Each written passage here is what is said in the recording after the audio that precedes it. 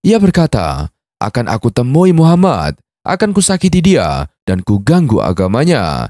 Lalu Utaibah meludahi wajah Nabi, kemudian menceraikan anak beliau, Ummu Kulsum.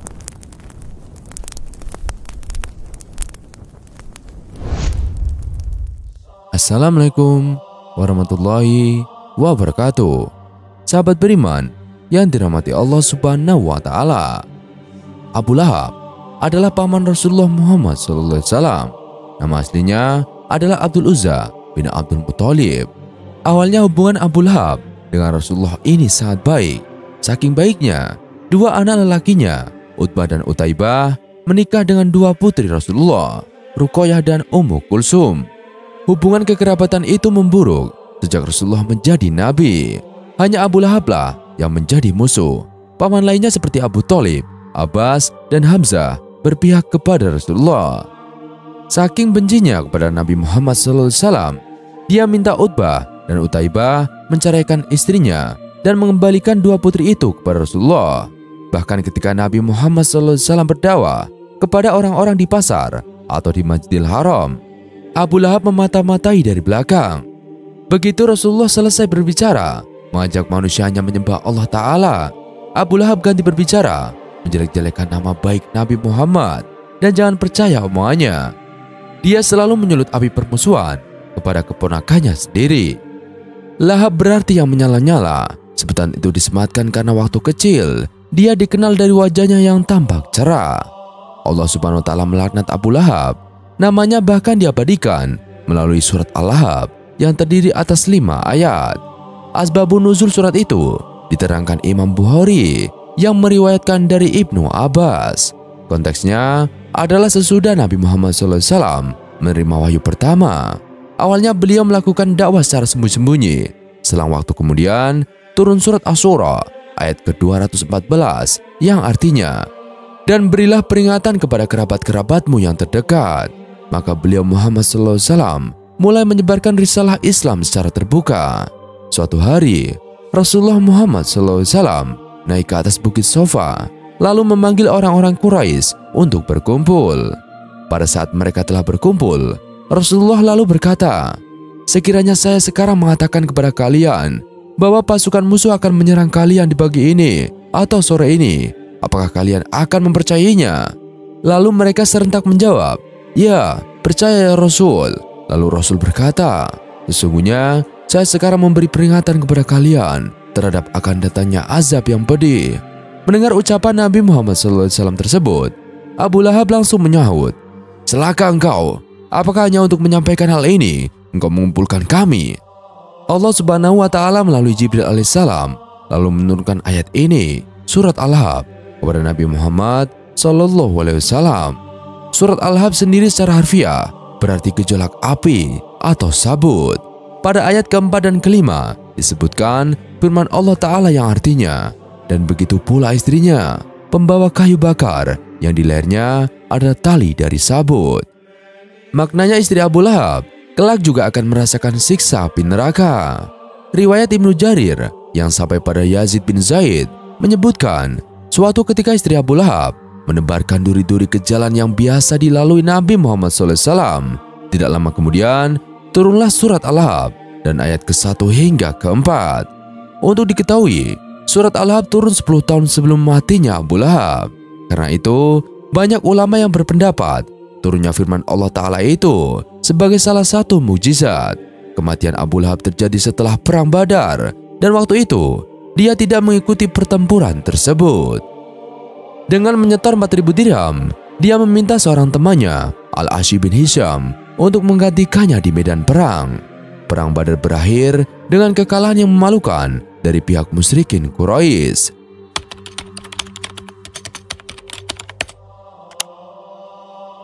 Kitab Sirah Nabawi Ibnu Hisham menceritakan, ketika Abu Lahab mendengar informasi kekalahan orang-orang Quraisy di perang Badar, dia tidak langsung percaya. Tapi rasanya dia sudah sangat malu dan stres berat.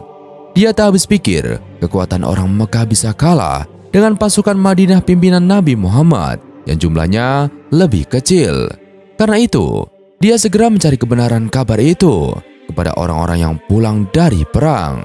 Ternyata berita perang ini sudah menghebohkan warga Mekah.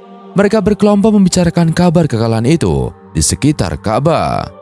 Abu Lahab keluar menuju Masjidil Haram mencari orang yang bisa memberinya informasi. Dan dia datang ke rumah kerja Abu Rafi, budak Abbas bin Abdul Muthalib yang bekerja membuat anak panah. Di situ ada istri Abbas, Ummu Fadil, saudara iparnya. Abu Lahab berjalan dengan marah, segera mengambil tempat duduk. Lalu datang keponakannya, Abu Sufyan bin Al-Haris bin Abdul Muthalib.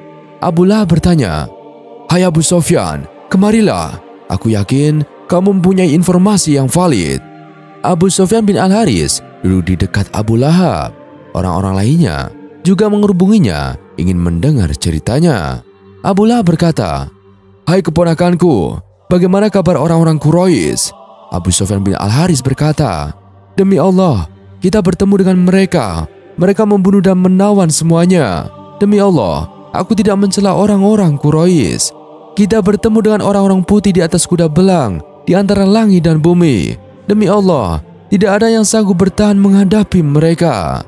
Abu Rafi yang pro Rasulullah berkomentar, "Demi Allah, orang-orang putih tersebut adalah para malaikat." Lalu Abu Rafi ini diam-diam sudah muslim bersama majikannya Abbas, namun keislamannya masih disembunyikan. Abu Lahab ternyata marah mendengar komentar itu. Dia mengangkat tangannya, memukul wajah Abu Rafi dengan pukulan yang menyakitkan. Abu Rafi melawan. Dia membalas tapi Abu Lahab menyerangnya lagi. Keduanya berkelahi, lalu Abu Rafi kalah dan badannya babak belur dihajar. Melihat budaknya dianiaya, Ummu Fadil membela Abu Rafi. Dia ambil kayu pasak kemah, lantas dihajar Abu Lahab dengan pukulan kayu itu hingga luka parah. Ummu Fadil berkata, "Kamu anggap dia lemah ketika tuannya tidak ada di tempat." Abu Lahab pulang dengan kemarahan meluap. 7 hari kemudian, dia sakit keras. Tubuhnya muncul bisul, semacam sakit taun yang berbau. Ada yang menyebut sakit itu akibat infeksi luka pukulan Ummu Fadil. Sepekan setelah itu, Abu Lahab menderita sakit parah. Dia pun meregang nyawa dan tewas. Jasadnya diabaikan orang-orang 3 hari berturut-turut. Bau busuk menyeruak. Para tetangganya memutuskan untuk menggali sebuah lubang besar dan memasukkan mayat Abu Lahab ke dalam boks kayu.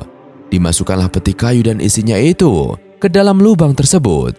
Cara menguburkannya begitu merepotkan. Orang-orang tidak tahan dengan bau busuk yang keluar dari jasad Abu Lahab, sehingga mereka memasukkan peti tadi dari kejauhan.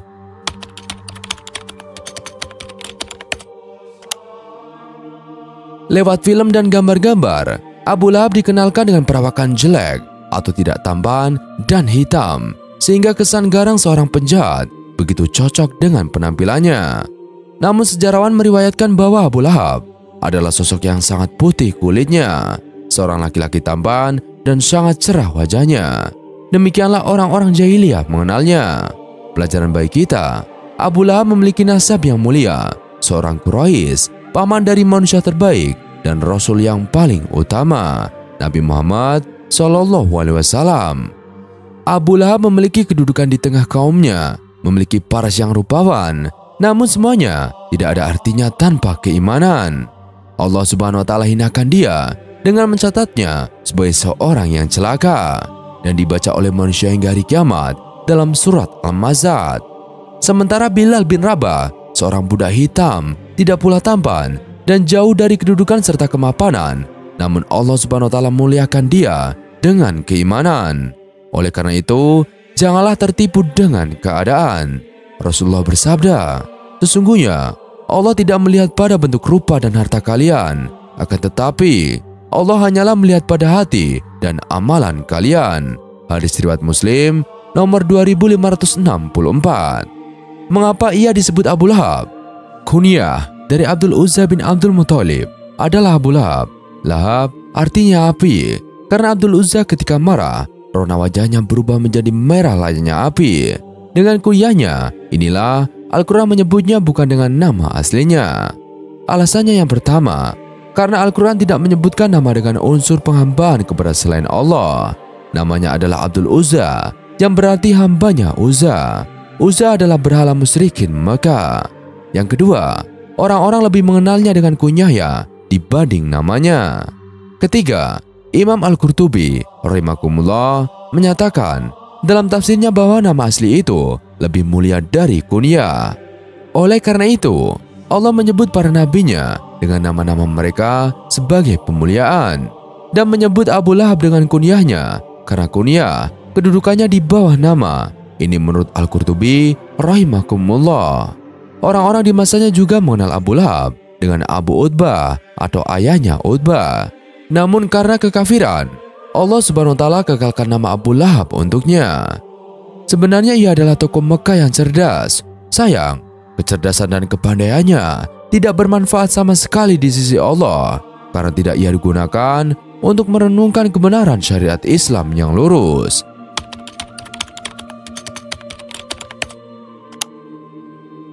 Abu Lahab memiliki 3 orang anak laki-laki. Mereka adalah Utbah, Mutib, dan Utaibah. 2 nama pertama memeluk Islam saat Fatu Mekah, sedangkan Utaibah tetap dalam kekufuran. Di antara kebiasaan bangsa Arab adalah menikahkan orang-orang dalam lingkar keluarga dekat. Sebelum menjadi Rasul, Rasulullah Muhammad SAW menikahkan anaknya Ummu Kulsum dengan Utaibah dan Ruqayyah dengan Utbah. Ketika surat Al-Masah turun, Abu Lahab mengultimatum kedua putranya, "Kepalaku dari kepala kalian haram sebelum kalian ceraikan anak-anak perempuan Muhammad," kata Abu Lahab. Ia mengancam kedua putranya tidak akan bertemu dan berbicara kepada mereka sebelum menceraikan putri Rasulullah Muhammad SAW. Ketika Utaibah hendak bersafar bersama ayahnya menuju Syam, ia berkata, "Akan aku temui Muhammad, akan kusakiti dia dan kuganggu agamanya. Saat di hadapannya kukatakan padanya, 'Wahai Muhammad, aku kufur dengan bintang apabila ia terbenam dan apabila ia dekat dan bertambah dekat lagi.'" Lalu Utaibah meludahi wajah Nabi, kemudian menceraikan anak beliau, Ummu Kulsum. Nabi Muhammad SAW mendoakan keburukan untuknya. "Ya Allah, binasakan dia dengan anjing dari anjing-anjingmu." Dihasankan oleh Al-Hafiz Ibnu Hajar dalam Fathul Bari nomor 39. Utaibah pun tewas diterkam singa. Sementara Abu Lahab mati 7 hari setelah perang Badar. Tak seorang pun yang mau mendekati bangkai si kafir itu. Karena malu, keluarganya menggali lubang kemudian mendorong tubuh Abu Lahab dengan kayu panjang hingga masuk ke lubang itu. Kemudian mereka lempari makamnya dengan batu hingga jasadnya tertimbun.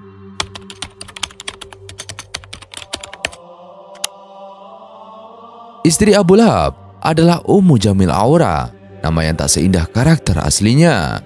Ia diabadikan dalam surat Al-Masad sebagai wanita pembawa kayu bakar. Perlakuannya amat buruk terhadap Rasulullah. Ia taruh kayu dan tumbuhan berduri di jalan yang biasa dilewati Rasulullah di malam hari agar Nabi tersakiti. Ia tak kalah buruk dengan suaminya Abu Lahab. Ummu Jamil adalah wanita yang suka mengadu domba dan menyulut api permusuhan di tengah masyarakat. Ia memiliki kalung mahal dari permata. "Demi Alat dan Al-Uzza, akan kuinfakkan kalung ini untuk memusuhi Muhammad," katanya. Allah Subhanahu wa taala gantikan kalung indah itu dengan tali dari api jahanam untuk mengikat lehernya di neraka. Ketika Allah Subhanahu wa taala menurunkan surat Al-Masad yang mencelanya dan suaminya, wanita celaka ini langsung mencari Rasulullah. Sambil membawa potongan batu tajam, ia masuk ke Masjidil Haram. Rasulullah bersama Abu Bakar berada di sana. Saat telah dekat, Allah Subhanahu wa taala butakan pandangannya dari melihat Rasulullah dan ia hanya melihat Abu Bakar. Tak ada Muhammad SAW di sampingnya. "Wahai Abu Bakar, aku mendengar temanmu itu mengajakku dan suamiku. Demi Allah, kalau aku menjumpainya, aku akan pukul wajahnya dengan batu ini," cercanya penuh emosi. Kemudian ia bersyair, "Orang tercela kami tentang, urusan kami mengabaikannya, dan agamanya kami tidak suka." Ia ganti nama Muhammad yang terpuji dengan Muzammam yang tercela. Kemudian ia pergi. Abu Bakar bertanya heran, "Wahai Rasulullah, tidakkah engkau mengira dia melihatmu?" "Dia tidak melihatku. Allah telah menutupi pandangannya dariku," jawab Rasulullah. Abu Lahab memiliki segalanya. Ia menyandang nasab mulia, bangsawan dari kalangan Bani Hashim, terpadang dan memiliki kedudukan di tengah kaumnya. Paman manusia terbaik sepanjang zaman, berwajah tampan. seorang yang cerdas dan pandai memutuskan masalah.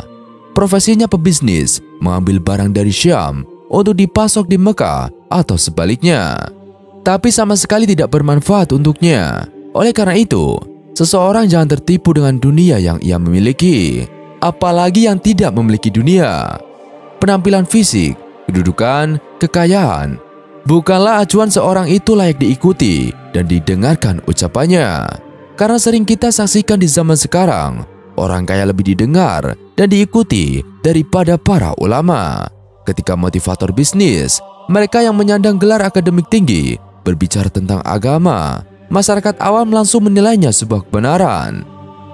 Pasangan seseorang itu tergantung kualitas dirinya. Ia bagaikan cermin kepribadian.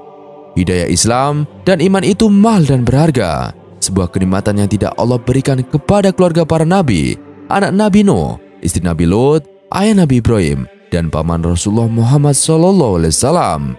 Abu Thalib dan Abu Lahab tidak mendapatkan kenikmatan ini. Oleh karena itu, kita layak bersyukur Allah memilih kita menjadi seorang muslim, sementara sebagian keluarga para nabi tidak. Pantas kita syukuri nikmat ini dengan mempelajari Islam, mengamalkan, dan mendakwahkannya.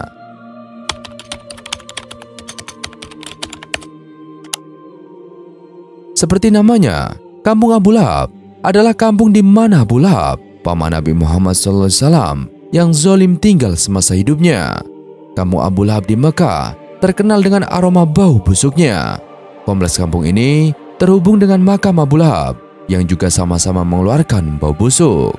Sebagaimana diketahui, Abu Lahab adalah salah satu manusia yang zalim kepada Nabi Muhammad SAW ketika ia menyerukan Islam.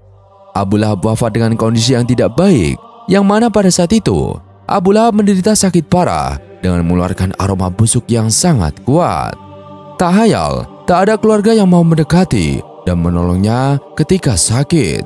Bahkan ketika Abu Lahab meninggal, mayatnya berhari-hari tak dikubur saking bau aroma tubuhnya, sehingga orang-orang tak ada yang mau mendekat.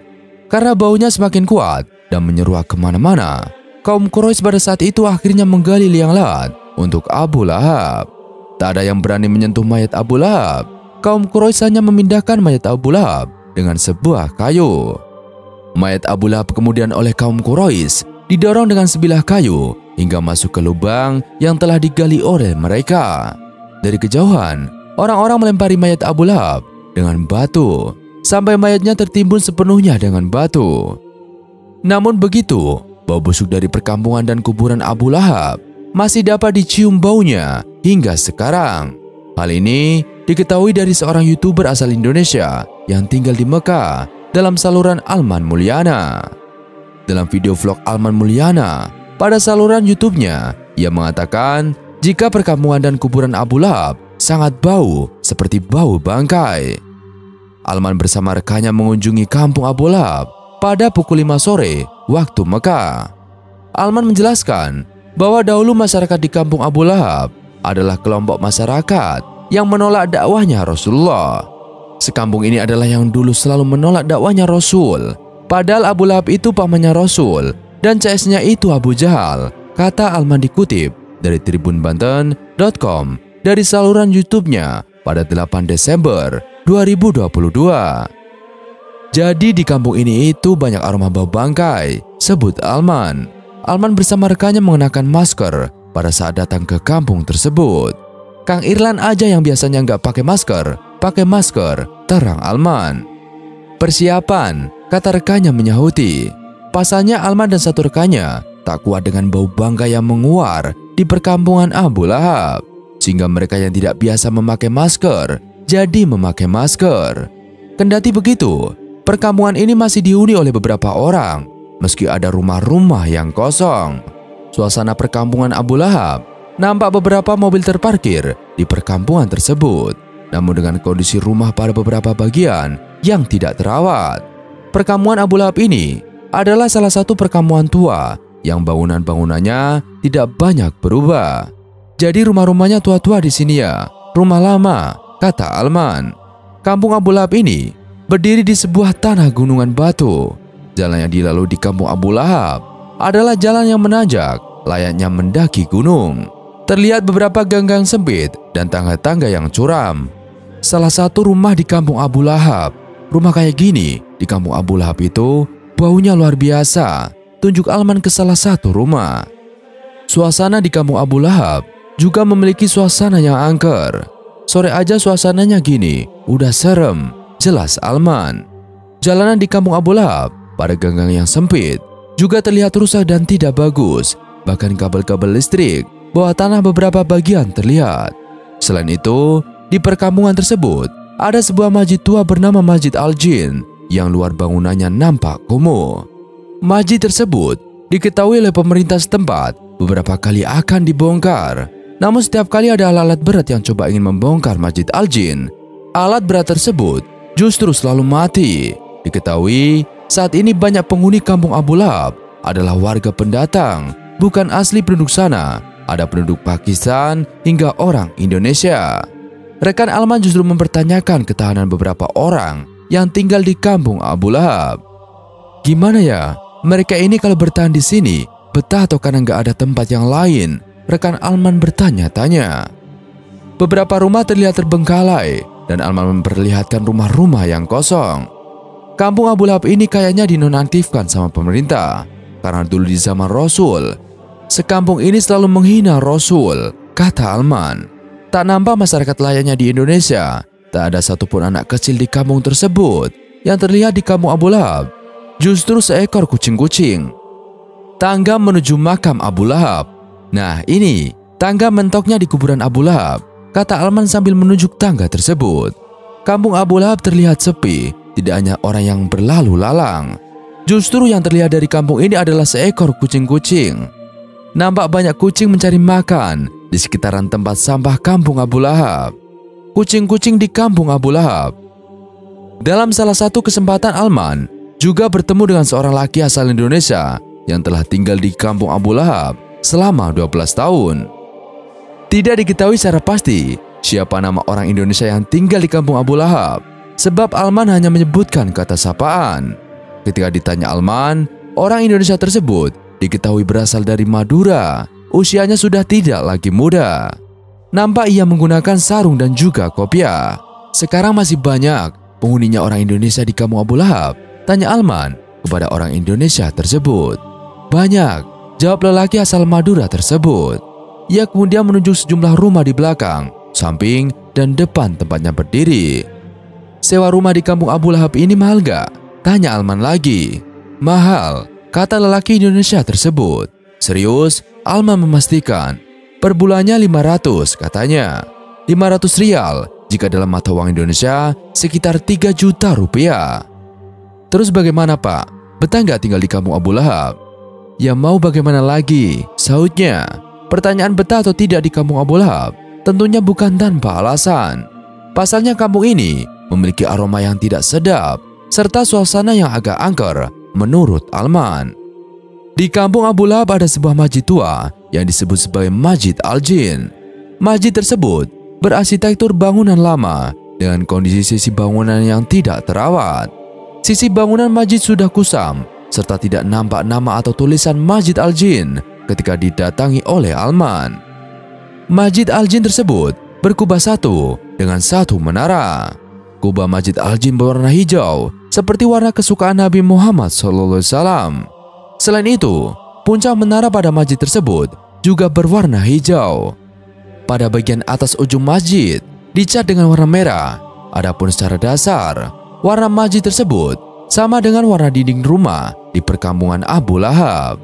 Perlu diingat bahwa Masjid Al-Jin yang ada di kampung Abu Lahab bukanlah masjid jin yang biasa dikunjungi jamaah haji.